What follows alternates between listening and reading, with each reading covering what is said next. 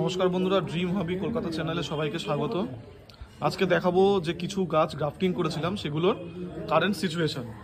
কিছু মানুষের হাতে সুলভ মূল্যে ট্রপিক্যাল জবা তুলে দেবো বলেছিলাম, সেই টার্গেট নিয়ে আমরা কাজ করে চলেছি।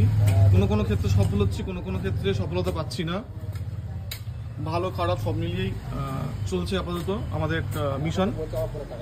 প্রত্যেকের বাড়িতে 10টা করে ট্রপিক্যাল জবা।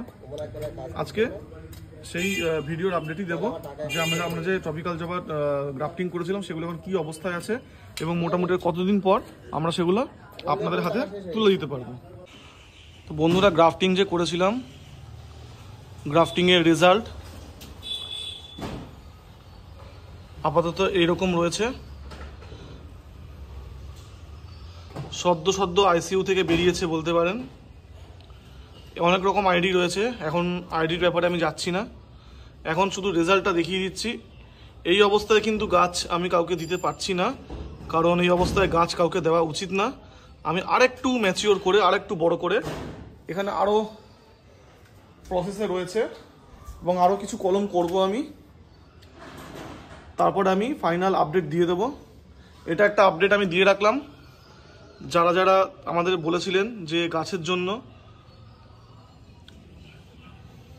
এখানে অনেক ধরনের ট্রপিক্যাল জবা আছে, ইন্ডিয়ান হাইব্রিডাইজ থেকে শুরু করে সমস্ত রকম আছে এবং একদম রিজনেবল প্রাইসে আমি রাখবো। মোটামুটি একটা আন্দাজ দিয়ে রাখি, রেঞ্জ 150 থেকে 200 এর মধ্যেই থাকবে।